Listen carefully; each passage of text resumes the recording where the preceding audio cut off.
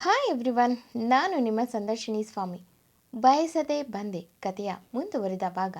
ಅದಕ್ಕೂ ಮೊದಲು ನನ್ನ ಕಥೆಗಳು ನಿಮಗೆ ಇಷ್ಟವಾಗಿದ್ದರೆ ತಪ್ಪದೆ ಕಮೆಂಟ್ ಮಾಡಿ, ಲೈಕ್ ಮಾಡಿ, ಶೇರ್ ಮಾಡಿ. ಹಾಗೆ ನನ್ನ ಚಾನೆಲ್ಗೆ ಹೊಸಬರಿದ್ದರೆ ಸಬ್ಸ್ಕ್ರೈಬ್ ಆಗಿ ಪಕ್ಕದಲ್ಲಿರುವ ಬೆಲ್ ಐಕನ್ನ ಕ್ಲಿಕ್ ಮಾಡಿ. ಇದರಿಂದ ನನ್ನೆಲ್ಲ ಕಥೆಗಳ ನೋಟಿಫಿಕೇಷನ್ ನಿಮಗೆ ಸಿಗುತ್ತೆ. ಸೊ ಬನ್ನಿ, ಕಥೆಯ ಮುಂದುವರಿದ ಭಾಗನ ನೋಡೋಣ. ಎಪಿಸೋಡ್ 90. ಇಂದಿನ ಸಂಚಿಕೆಯಲ್ಲಿ ಚಂದು ಮುಸಿ ಮುಸಿ ನಗುತ್ತಾ, ಮತ್ತೆ ನಿಮ್ಮ ಊಟ ಥರ ಇರುತ್ತೆ ಅಂದ್ಕೊಂಡ್ರಾ ಎಂದಳು. ವಿಕಾಸ್ ಮತ್ತೆ ಇಷ್ಟು ದಿನ ಇದೇ ಥರ ಊಟ ಮಾಡ್ತಿದ್ದ ಎಂದ ಆಶ್ಚರ್ಯದಲ್ಲಿ. ಚಂದು ಅದೇನೋ ಅಮ್ಮ ಹೇಳ್ತಾರೆ, ಉಪ್ಪು ಖಾರ ಹುಳಿ ಜಾಸ್ತಿ ಹಾಕ್ಕೊಂಡು ಊಟ ಮಾಡಬಾರ್ದಂತೆ. ಮಕ್ಕಳಿಗೆ ಹೊಟ್ಟೆ ಉರಿಯೋದು ಇಲ್ಲ ಹುಳಿ ತೇಗು ಬಂದು ವಾಮಿಟ್ ಮಾಡೋದು ಆಗ್ತಂತೆ. ಅದಕ್ಕೆ ಮಿನಿಮಮ್ 6 ತಿಂಗಳಾದರೂ ಬಾಯಿ ಕಂಟ್ರೋಲ್ ಇಡಬೇಕು ಅಂತ ಹೇಳಿದ್ದಾರೆ ಅಮ್ಮ ಎಂದಳು. ಮುಂದೆ ವಿಕಾಸ್ ಅವಳು ಮಾತಾಡೋದನ್ನೇ ನೋಡ್ತಾ, ಅಮ್ಮಂದಿರು ಗ್ರೇಟ್ ಅಲ್ವಾ ಚಂದು. ಅವರು ನಮಗೆ ಜೀವ ಕೊಡೋದು ಅಲ್ಲದೆ ಈಗೆಲ್ಲ ಕೂಡ ಅವರು ಊಟದಲ್ಲೂ ಪಥ್ಯ ಇರ್ತಾರೆ ಅಂದರೆ ಹೆಣ್ಮಕ್ಳು ನಿಜಕ್ಕೂ ದೇವತೆಗಳೇ ಎಂದ. ಚಂದು ಹೌದು ರೀ, ಮಕ್ಕಳು ಹುಟ್ಟಿದ ಮೇಲೆ ಅವರ ಮುಖ ನೋಡಿ ಅದುವರೆಗೂ ಇದ್ದ ನೋವೆಲ್ಲ ಹೋಗಿರುತ್ತೆ. ಅದೇನು ಮಕ್ಕಳು ಅನ್ನೋ ವಿಷಯ ಬಂದರೆ ಅದೇನೇ ಆಗಿದ್ರೂ ನಾವು ಆಟೋಮೆಟಿಕ್ಕಾಗಿ ಚೇಂಜ್ ಆಗಿಬಿಟ್ಟಿರ್ತೀವಿ. ನೀವು ಮಾತ್ರ ಪಾಪನ ಮಿಸ್ ಮಾಡ್ಕೊಳ್ತಿರ್ಲಿಲ್ಲ. ಪಾಪು ಕೂಡ ನಿಮ್ಮ ಫೋಟೋ ನೋಡಿದಾಗೆಲ್ಲ ಫೋನ್ಗೆ ಮುತ್ತಿಡೋನು ಗೊತ್ತಾ, ಅದಕ್ಕೆ ಬೇಜಾರಾಗಿ ಬಂದುಬಿಟ್ಟೆ ಎಂದಳು ಮಗು ತಲೆನ ಸವರುತ್ತಾ. ವಿಕಾಸ್ ಅವಳ ಮುಖ ನೋಡ್ತಾ, ನಿನ್ನ ಈಗ ಚೈಲ್ಡ್ ಅನ್ನೋಕ್ಕೆ ಆಗಲ್ಲ ಕಣಿ ಚಂದು, ಎಷ್ಟೊಂದು ತಿಳ್ಕೊಂಡಿದ್ಯಾ, ಮುತ್ತು ನೀನು ಅಂದು ಊಟ ಮಾಡು ಎಂದ. ಚಂದು ತಾನು ಊಟ ಮಾಡಿ ನೀವು ಊಟ ಮಾಡೋಗ್ರಿ ಎಂದಳು. ನೀನು ಮೊದಲು ಮಾಡು ಎಂದ ವಿಕಾಸ್. ಚಂದು ಊಟ ಮುಗಿಸಿ ಕೂತ ಹುಡುಗಿ ಮುಂದೆ ಇನ್ನೊಮ್ಮೆ ಅದೇ ತಟೆಗೆ ತಾನು ಅವಳು ತಿಂದ ಊಟನೇ ಹಾಕಿಕೊಂಡು ಬಂದು ತಾನು ಊಟ ಮಾಡ್ತಿದ್ರೆ ಚಂದು ಮನಸ್ಸಲ್ಲೇ ಹೆಮ್ಮೆ ಪಟ್ಟರೆ, ಮೇಲೆ ಮಾತ್ರ ನೀವು ದೇವಕಿ ಅಮ್ಮ ಅದೇನೋ ಪಲ್ಯ ಮಾಡಿದ್ರು ಅದನ್ನು ಊಟ ಮಾಡೋದು ಅಲ್ವಾ ಎಂದಳು. ವಿಕಾಸ್ ಬೇಡ, ನೀನು ಪಾಪುಗೋಸ್ಕರ ಎಷ್ಟೆಲ್ಲ ತ್ಯಾಗ ಮಾಡ್ತಿದ್ಯಾ, ನಾನು ಮಾತ್ರ ಹೇಗೆ ಚೆನ್ನಾಗಿರುವ ಊಟ ಮಾಡಲಿ. ನಾನು ಅಷ್ಟೇ, ನನ್ನ ಹೆಂಡತಿಗೋಸ್ಕರ ಇನ್ನೂ 3 ತಿಂಗಳು ಹೀಗೆ ಊಟ ಮಾಡಿದರೆ ತಪ್ಪೇನು ಎಂದ. ಚಂದು ರೀ, ಅದು ನಿಮಗೆ ಹೊಟ್ಟೆ ತುಂಬಲ್ಲ. ನೀವು ಹೊರಗೆ ಕೆಲಸ ಮಾಡೋರು, ನೀವು ಚೆನ್ನಾಗಿರೋ ಊಟ ಮಾಡಿದ್ರೇ ಸರಿ ಎಂದಳು. ವಿಕಾಸ್ ಅಂದರೆ ನಿನ್ನ ಗಂಡನ ಅಷ್ಟೊಂದು ವೀಕ್ ಅಂದ್ಕೊಂಡಿದ್ಯಾ? ನೋ ವೇ, ನಾನು ತುಂಬ ಸ್ಟ್ರಾಂಗ್ ಗೊತ್ತಾ ಎಂದು ಊಟ ಮುಗಿಸಿ ಪ್ಲೇಟ್ ತೊಗೊಂಡು ಹೋಗ್ತಾನೆ. ಡೈನಿಂಗ್ ಟೇಬಲ್ ಬಳಿ ಬಂದ ದೇವಕಿ ಮತ್ತು ದೇವರಾಜ್ ಅವರು ವಿಕಾಸ್ನ ಊಟಕ್ಕೆ ಕರೆದ್ರೆ, ಊಟ ಆಯಿತು ನೀವು ಮಾಡಿ ಎಂದು ಹಾಲು ಹಿಡಿದು ಗುಡ್ ನೈಟ್ ಎಂದು ತನ್ನ ರೂಮ್ಗೆ ಹೋಗ್ತಿದ್ದ ವಿಕಾಸ್ನ ನೋಡಿ ದೇವಕಿ ಮತ್ತು ಲಕ್ಷ್ಮಿಯವರು ನಕ್ರೆ, ದೇವರಾಜ್ ಅವರು ಇವನು ಯಾವಾಗ ಊಟ ಮಾಡ್ದ ಎಂದರು. ದೇವಕಿಯವರು ಚಂದುಗೆ ಅಂತ ಉಪ್ಪು ಹುಳಿ ಖಾರ ಕಡಿಮೆ ಇರೋ ಸಾಂಬಾರ್ನಲ್ಲೇ ಹೆಂಡತಿ ಜೊತೆಗೆ ಊಟ ಮಾಡಿದ್ದಾನೆ ನಿಮ್ಮ ಮಗ ಎಂದರು ನಗುತ್ತಾ. ದೇವರಾಜ್ ಅವರು ಮಾಡಲಿ ಬಿಡು ದೇವಕಿ, ಅವನಿಷ್ಟ, ಒಟ್ಟಿನಲ್ಲಿ ಅವನ ಕೋಪ ಕಡಿಮೆ ಮಾಡಿಕೊಂಡು ಕೂಲಾಗಿದ್ದರೆ ಸಾಕು ನಿನ್ನ ಮಗ ಎಂದರು. ದೇವಕಿಯವರು ಅದ್ಯಾಕ್ರಿ, ಅವನು ಅಷ್ಟೇನೂ ಕೋಪ ಮಾಡ್ಕೊಳ್ಳಲ್ಲ ಅಲ್ವಾ ಎಂದರೆ ದೇವರಾಜ್ ಅವರು ಲಕ್ಷ್ಮಿಯರ ಕಡೆಗೆ ತಿರುಗಿ, ನಿಮ್ಮ ಅಳಿಯ ಚಂದು ಬಂದಿಲ್ಲ ಅಂತ ಮುನಿಸ್ಕೊಂಡು ಬಂದಿದ್ದ. ಕಾಲು ಮೆಸೇಜು ಯಾವುದಕ್ಕೂ ರಿಪ್ಲೈ ಮಾಡದೆ ಆ ಕೋಪ ಎಲ್ಲ ಆಫೀಸ್ ಸ್ಟಾಫ್ಗಳ ಮೇಲೆ ತೀರಿಸೋನು. ಮೀಟಿಂಗ್ ಬಂದರೆ ಪಾಪ ಅವರೆಲ್ಲ ಹೆದರೋರು ಮಾತಾಡೋಕ್ಕೆ. ಇವನು ಆಗೋಡನು, ಸ್ವಲ್ಪ ತಪ್ಪಾದರೆ ಫೈಲೆಲ್ಲ ನೆಲಕ್ಕೆಸೆದು ಕೋಪದಲ್ಲೇ ಹೋಗೋನು. ನನಗೂ 2 ವಾರದಿಂದ ಸಾಕಾಗಿತ್ತು. ಇಷ್ಟು ದಿನಕ್ಕೆ ಇವತ್ತೇ ಆಫೀಸ್ ಕೂಲಾಗಿದ್ದಿದ್ದು, ಅದು ಮಧ್ಯಾಹ್ನದ ಮೇಲೆ ಎಂದು ನಕ್ರು.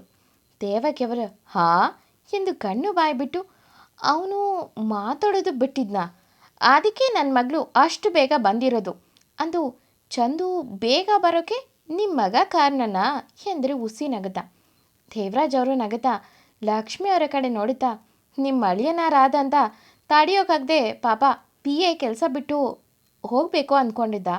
ಬಟ್ ಇವತ್ತು ಇವನು ಕೂಲಾಗಿ ಮಾತಾಡಿದ್ದಕ್ಕೆ ಪಾಪ ಅವನ ಮನಸ್ಸನ್ನು ಚೇಂಜ್ ಮಾಡ್ಕೊಂಡಿದ್ದಾನೆ ಎಂದರು ತಲೆ ಕೊಡವಿ.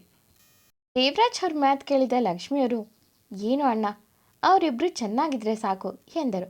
ದೇವರಾಜ್ ಅವರು, ಅವರಿಬ್ಬರು ಜೊತೆಗಿದ್ರೆ ಚೆನ್ನಾಗಿರ್ತಾರೆ ಕಣಮ್ಮ, ನಿನ್ನ ಅಳಿಯನ ಬೀಗದ ಕೈ ನನ್ನ ಸೊಸೆ ಕೈಯಲ್ಲಿದೆ ಎಂದರು ಜೋರಾಗಿ ನಗತ. ಎಲ್ಲರೂ ನಕ್ಕು ಊಟ ಮುಗಿಸಿದ್ರು. ರೂಮ್ನಲ್ಲಿ ವಿಕಾಸ್ ಚಂದು ಮುಂದೆ ಕೂತು, ಕುಳಿ, ನಾನು ನಿನಗೆ ಏನೋ ತಂದಿದ್ದೆ ಇರು ಎಂದು ಅಲ್ಲೇ ಟೇಬಲ್ ಮೇಲಿದ್ದ ಕವರ್ ತೆಗೆದು ಅವಳ ಕೈಗೆ ಕೊಟ್ಟು, ನೋಡು ಎಂದ. ಚಂದು ಬಾಕ್ಸ್ ತೆಗೆದು ನೋಡಿ ಮುತ್ತಾದ ನಗುಚಿಲ್ಲಿ, ವಾವ್, ಸೀರೆ ಚೆನ್ನಾಗಿದೆ ರೀ ಎಂದಳು ಸೀರೆ ಮೇಲೆಲ್ಲ ಕೈ ಆಡಿಸುತ್ತಾ. ವಿಕಾಸ್ ಕೂಡ ನಗುತ್ತಾ, ನಿನಗೆ ಇಷ್ಟ ಆಗುತ್ತೆ ಅಂತಾನೆ ತಂದಿದ್ದು ಎಂದ. ಅಷ್ಟೊತ್ತಿಗೆ ಕವರ್ ತುಂಬೆಲ್ಲ ಮಲ್ಲಿಗೆಯ ಪರಿಮಳ ಬಂದಿದ್ದು ನೋಡಿ ವಿಕಾಸ್ ಕಡೆ ನೋಡಿ, ಮಲ್ಲಿಗೆ ಹೂ ತಂದಿದ್ದೀರಾ ಎಂದಳು. ವಿಕಾಸ್ ನಗುತ್ತಾ ಎಂದ. ಚಂದು ಒಂದು ಪೇಪರ್ ಸುತ್ತಿರುವ ಪ್ಯಾಕ್ ತೆಗೆದು ನೋಡಿದ್ರೆ ಅದು ಬಾಡಿದಂತಾಗಿತ್ತು. ವಿಕಾಸ್ ಬೇಜಾರಿನಲ್ಲೇ, ಅದು ಆಕ್ಸಿಡೆಂಟ್ ಆಗಿದ್ದಲ್ಲ, ಆಗ ಹೂ ಎಲ್ಲ ನಜ್ಜಾಗಿದೆ ಎಂದ. ಚಂದು ಅವನ ಮುಖ ನೋಡಿ ನಕ್ಕು ಅದೆಲ್ಲ ತಗೊಂಡು ಮೂಡಿದ್ಲು. ವಿಕಾಸ್, ಸಾರಿ, ನಾಳೆ ಫ್ರೆಶ್ ಹೂ ತರ್ತೀನಿ ಎಂದ. ಚಂದು, ಬೇಡ ರೀ, ನಾನು ಜಾಸ್ತಿ ಸ್ಮೆಲ್ ಇರೋ ಹೂನ ಮುಡಿಯೋಕ್ಕಾಗಲ್ಲ, ಮಗುಗೆ ಒಂದು ರೀತಿ ಇರಿಟೇಟ್ ಆಗುತ್ತೆ ಎಂದಳು. ವಿಕಾಸ್ ತಲೆ ಆಡಿಸಿ, ಸರಿ ಬಿಡು, ನೀನು ಹೇಗೆ ಹೇಳ್ತೀಯೋ ಹಾಗೆ ಮಾಡ್ತೀನಿ ಎಂದು ಚಂದು ಮಡಿಲಿಗೆ ಮಲಗಿ, ಮಗು ಜೊತೆಗೆ ಈ ಪಾಪದ ಗಂಡನ ಕಡೆಗೂ ನೋಡಮ್ಮ ಎಂದು ನಗತಾ, ಕುಳಿ, ನೋಡು, ನೀನಿಲ್ಲದೆ ಎಷ್ಟೊಂದು ಸುರ್ಗೋಗಿದ್ದೀನಿ ಎಂದ. ಚಂದು, ಹೌದಾ ಎಂದು ಬಾಗಿ ವಿಕಾಸನಿಗೆ ಮುತ್ತಿಟ್ಟು, ಇನ್ನೊಂದು 3 ತಿಂಗಳು ಎಂದಳು ಕಣ್ಣೊಡೆದು. ವಿಕಾಸ್, ಹಾಂ, ಇನ್ನೂ 3 ತಿಂಗಳಾ ಎಂದು ಸಣ್ಣಗೆ ನಕ್ಕವನು, ಪರವಾಗಿಲ್ಲ, ನೀನು ಮನೆಗೆ ಬಂದಿಯಲ್ಲ ಅಷ್ಟೇ ಸಾಕು, ಹೀಗೆ ಕಾಲ ಕಳಿತೀನಿ ಎಂದು ಚಂದು ಕೈನ ತನ್ನ ಎದೆ ಮೇಲೆ ಇಟ್ಕೊಂಡು ಮಲಗ್ದ. ಚಂದು, ನಿಮ್ಮ ಈ ಪ್ರೀತಿಗೆ ಕಣ್ರಿ ನಾನು ಸೋಲೋದು, ಅದಕ್ಕೆ ಅಲ್ವಾ ನಾನು ಬೇಗ ಬಂದಿದ್ದು ಎಂದು ಅವನನ್ನು ತಟ್ಟುತ್ತಾ ಹಾಗೆ ಬ್ಯಾಗ್ಗೆ ಪಿಲ್ಲೋ ಹಾಕಿ ಹೊರಗೆ ಕೂತ್ಲು. ವಿಕಾಸ್ ಬೇಗ ನಿದ್ದೆ ಮಾಡಿದ್ದ. ಚಂದುಗೂ ನಿದ್ದೆ ಬರ್ತಿತ್ತು. ವಿಕಾಸ್ನ ಸರಿಯಾಗಿ ಮಲಗಿಸಿ ಮಗುಗೆ ಹಾಲು ಕುಡಿಸಿ ಮಲಗಿದ ಹುಡುಗಿ ಮೇಲೆ ವಿಕಾಸ್ ಕೈ ಕಾಲು ಹಾಕಿ ಮಲಗಿದ್ರೆ ಮಗು ಅವಳ ಕೈ ಹಿಡಿದು ಮಲಗಿತ್ತು. ಚಂದು ಇಬ್ಬರನ್ನ ನೋಡಿ ಗಣಿ, ಅದಕ್ಕೆ ಅನಿಸುತ್ತೆ ಗಂಡ ಹೆಂಡತಿಯ ಮೊದಲನೇ ಮಗು ಅನ್ನೋದು. ಥ್ಯಾಂಕ್ಸ್ ಗಣಿ, ಇಷ್ಟೊಂದು ಪ್ರೀತಿ ಕೊಟ್ಟಿದ್ದಕ್ಕೆ ಎಂದು ಅವಳು ಕೂಡ ಮಲಗಿದ್ಲು. ಲಕ್ಷ್ಮಿಯವರು ಸ್ವಲ್ಪ ದಿನ ಇದ್ದು ಬ್ಯಾಂಗ್ಳೂರಿಗೆ ಮರಳಿ ಹೋಗ್ತಾರೆ. ದೇವಕಿಯವರು ಚಂದುಗೆ ಒಂದು ಕೆಲಸ ಮಾಡೋಕ್ಕೂ ಬಿಡ್ತಿರ್ಲಿಲ್ಲ. ವಿಕಾಸ್ ಕೂಡ ಅಷ್ಟೇ. ಚಂದು ಬೇಕು ಬೇಡಗಳನ್ನು ನೋಡ್ಕೊಳ್ಳೋದು, ಮಗುನ ಫ್ರೀ ಟೈಮ್ನಲ್ಲಿ ತಾನೇ ನೋಡ್ಕೊಳ್ಳೋನು. ಚಂದು ತವರು ಮನೆಗಿಂತ ಇಲ್ಲಿ ಸ್ವಲ್ಪ ಗುಂಡಾಗಿ ಕಾಣೋಳು. ಕಾರಣ ವಿಕಾಸ್ ಚಿಂತೆಯಲ್ಲೇ ಇರುವ ಹುಡುಗಿ ಈಗ ಇಲ್ಲಿಗೆ ಬಂದಿದ್ದರಿಂದ ಯಾವುದೇ ಚಿಂತೆ ಇಲ್ಲದೆ ಖುಷಿಯಲ್ಲಿ ಊಟ ತಿಂಡಿ ಮಾಡುತ್ತಾ ಮಗು ಜೊತೆಗೆ ಹಾಡುತ್ತಾ ಕಾಲ ಕಳೆಯೋಳು. ಒಟ್ಟಿನಲ್ಲಿ ಮನೆಯಲ್ಲಿ ಪ್ರತಿದಿನ ನಗುವಿನ ಅಲೆ ಯಾವಾಗಲೂ ತುಂಬಿರೋದು. ವಿಕಾಸ್ಗಿಂತ ಚಂದು ಮಗು ವಿಷಯದಲ್ಲಿ ತುಂಬ ಎಮೋಷ್ನಲ್ ಆಗಿದ್ಲು. ಮಗುಗೆ ಇಂಜೆಕ್ಷನ್ ಆಗಿಸುವಾಗೂ ತಾನು ನೋಡ್ತಾನೇ ಇರಲಿಲ್ಲ. ಮಗುಗೆ ಹುಷಾರಿಲ್ಲದಿದ್ದಾಗ ಮಗುಗಿಂತ ಇವಳ ಮುಖನೇ ನೋಡೋಕ್ಕಾಗ್ತಿರ್ಲಿಲ್ಲ ಹುಷಾರಾಗುವವರೆಗೂ. ಮಗುಗೆ ನಾಮಕರಣ ಮಾಡೋಕ್ಕೆ ಒಂದೊಳ್ಳೆ ಹೆಸರಿಡಲು ತುಂಬ ನೇಮ್ಗಳನ್ನು ಸರ್ಚ್ ಮಾಡಿದ್ರು ಇಬ್ಬರು. ಪುರೋಹಿತರು ಹೇಳಿದಂತೆ ಅಕ್ಷರದಿಂದ ಬಂದಿದ್ದರಿಂದ ಒಂದು ಒಳ್ಳೆ ಹೆಸರು ಚೂಸ್ ಮಾಡಿ ನಾಮಕರಣದ ಡೇಟ್ ಕೂಡ ಫಿಕ್ಸ್ ಮಾಡಿದರು. ಈ ಬಾರಿಯೂ ವಿಕಾಸ್ಗೆ ಎಲ್ಲ ತಯಾರಿ. ತನ್ನ ಹೆಂಡತಿ ಮಗು ವಿಷಯದಲ್ಲಿ ತುಂಬ ಕೇರ್ ತಗೊಂಡು ತುಂಬ ಡಿಫ್ರೆಂಟಾಗಿ ಅರೇಂಜ್ ಮಾಡಿಸಿದ್ದ. ಬಂದು ಬಳಗದವರನ್ನು ಕರೆದು ದೇವರಾಜ್ ಅವರು ಮೊಮ್ಮಗು ನಾಮಕರಣವನ್ನು ಅದ್ದೂರಿಯಾಗಿ ಮಾಡಬೇಕು ಎಂದು ಎಲ್ಲ ಜವಾಬ್ದಾರಿಯನ್ನು ವಿಕಾಸ್ ಮೇಲೆ ಬಿಟ್ಟು ತಾವು ಮಗು ಜೊತೆ ಖುಷಿಯಾಗಿ ದೇವರಾಜ್ ದೇವಕಿಯವರು ಇಬ್ಬರು ಕಾಲ ಕಳೆಯುತ್ತಿದ್ದರು. ವಿಕಾಸ್ ಎಂದಿನಂತೆ ತುಂಬ ಮುದ್ದಾಗಿ ರೆಡಿಯಾಗಿ ಹುಡುಗಿಗೂ ಕೂಡ ತಾನು ಮೆಚ್ಚಿದ ಸೀರೆಯನ್ನೇ ತಂದುಕೊಟ್ಟು ಅವಳ ಮುದ್ದಾದ ಮುಖ ನೋಡೋದು ಅಂದರೆ ಹುಡುಗನಿಗೆ ಏನೋ ಒಂದು ಖುಷಿ. ಚಂದು ಮೊದಲಿಗಿಂತ ಈಗ ಸ್ವಲ್ಪ ಚೆನ್ನಾಗಿ ಕಾಣ್ತಿದ್ಲು. ವಿಕಾಸ್ ಬಂದು, ಹೇ ಕುಳ್ಳಿ, ನೀನು ಈಗಿದ್ದರೆ ನನಗೆ ಬೇರೆ ಏನೋ ನೋಡೋ ಮನಸ್ಸೇ ಬರಲ್ಲ ಕಣೆ ಹುಡುಗಿ ಅಂದು ಹುಡುಗಿ ಹತ್ರ ಬಾಯಿಸ್ಕೊಳ್ಳೋನು. ಚಂದು ಅವಳಿಗೆ ಖುಷಿಯಾದರೂ ಮೇಲೇ, ಸುಮ್ಮನೆ ರೀ, ಮಗುವಾಗಿದೆ, ಇನ್ನೂ ನೀವೀಗೆಲ್ಲ ತಲ್ಲೆ ಮಾಡಿದ್ರೆ ಅಷ್ಟೇ ಎಂದು ಬಯೋಳು. ಬಟ್ ಹುಡುಗ ಮಾತ್ರ ಚೇಂಜ್ ಆಗ್ತಿರ್ಲಿಲ್ಲ. ಅವನಿಗೆ ಅವಳನ್ನು ರೇಗಿಸೋದು ಒಂದು ಕೆಲಸ. ಚಂದು ಫ್ಯಾಮಿಲಿ ಮತ್ತು ವಿಕಾಸ್ ಫ್ಯಾಮಿಲಿ ಮತ್ತು ನೆಂಟರು ಎಲ್ಲರನ್ನ ಕರೆದು ನಾಮಕರಣದ ತಯಾರಿ ಮಾಡಿದರು. ವಿಕಾಸ್ ಯಾರಿಗೂ ಯಾವ ಹೆಸರು ಎಂದು ಹಿಡಿತೇನೆ ಎನ್ನುವ ವಿಷಯವನ್ನು ಹೇಳಲಿಲ್ಲ. ಯಾರೇ ಕೇಳಿದ್ರು ವೆಯ್ಟ್ ಮಾಡಿ ಅನ್ನನು. ಚಂದುಗೂ ಕೂಡ ಯಾರಿಗೂ ಹೇಳೋದು ಬೇಡ ಎಂದು ಹೇಳಿದ್ದ ಕಳ್ಳ. ಬೆಳಗ್ಗೆ ಇಬ್ಬರೂ ಕೂತು ಪೂಜೆ ಮುಗಿಸಿ ಸಂಜೆ ಸಮಯಕ್ಕೆ ಪಾರ್ಟಿ ಅರೇಂಜ್ ಮಾಡಿದ್ರು.